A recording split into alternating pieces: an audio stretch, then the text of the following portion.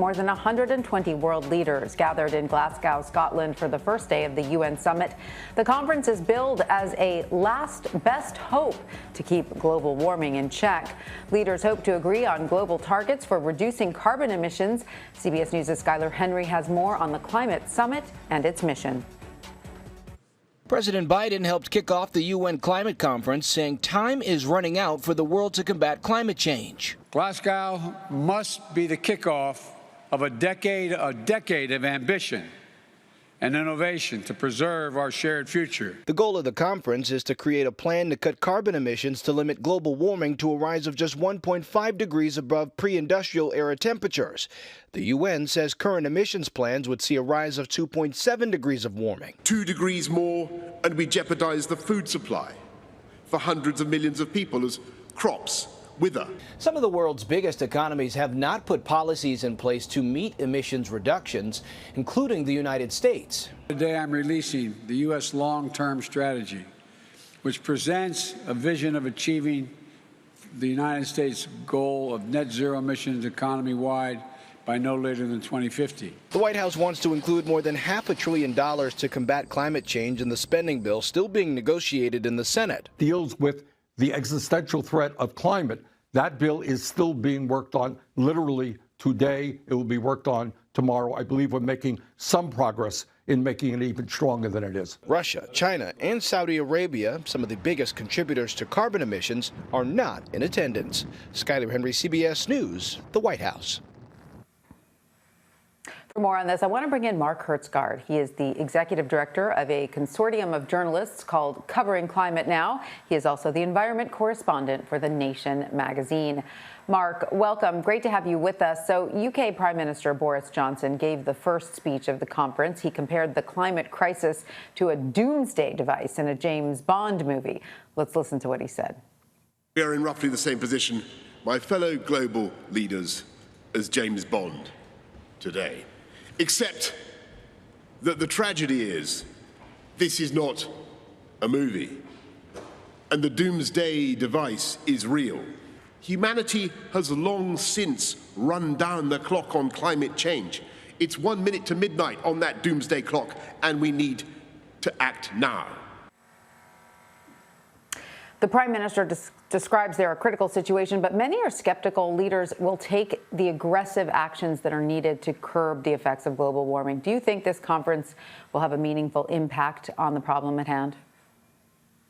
It certainly must. All the science says that, as many of the leaders are articulating, this is our last best chance to keep climate change in check, to try and get to that 1.5 degree target. I don't believe that journalists should be predicting what will happen. We'll see over the next 12 days, and we'll be reporting and analyzing it. It's very good to see, I would say, so much media attention to this climate summit. And that's a big part of the answer to your question of what will happen, is that the eyes of the world, these world leaders know that the eyes of the world are upon them, because I've never seen this kind of press attention to one of these summits, and I've been covering them going back to the 1990s. So I think that's a positive sign. Absolutely. And so tell us a little bit more about the history of climate legislation in the U.S. You know, has this country, in your view, demonstrated effective leadership in climate change reform? There's obviously a lot more to be done, but up until this point, many eyes look to the U.S. to set the standard. Do you believe that we have done that sufficiently? Big question going into Glasgow is, what would Joe Biden bring with him? And we still don't know the answer to that. If you look at his speech today, he talked about his Build Back Better program, but he talked about it necessarily in the future tense, because it has not passed yet on Capitol Hill. If it does, and we'll know that, I think, before the week is out, it would be a transformative, historic investment, some $500 billion invested in a path towards getting towards, as the president said, cutting emissions in half by 2030. And I would just tell everybody, don't pay much attention to all the talk about 2050 and net zero. What matters, if we're going to hit that target, is what happens in the next 10 years. And there, President Biden is quite right to call it the decisive decade. All the science says that you've got to get the emissions down in half by 2030 if you're going to have any hope of getting there by 2050. And President Biden is also calling out leaders who are not attending the climate conference because, of course, we're a big player on the global scene, but we're not the only big player. And President Biden is pointing out that China and Russia, did not send their presidents. So how significant is it that some countries did not attend in person? Look, in international politics, appearances matter. These speeches are important and appearances are important.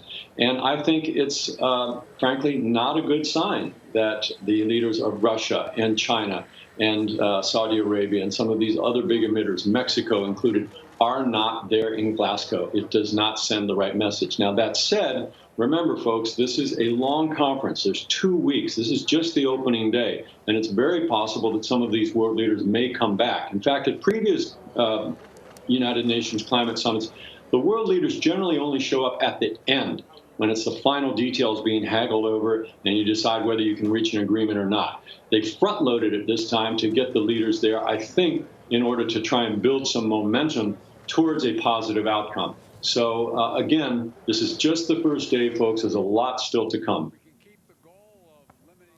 And so tell us what specifically you're keeping an eye on in the days to come as the conference continues. Are there key meetings you're watching out for? Sure. Today and tomorrow, we'll hear from all of the heads of state and government, and they're basically laying out their positions on what they want to do and what they want others to do. And there, I think it's also very striking what the United Nations Secretary General said this morning in Glasgow, that he said, either we stop climate change or it stops us. And we are literally digging our own graves at the moment.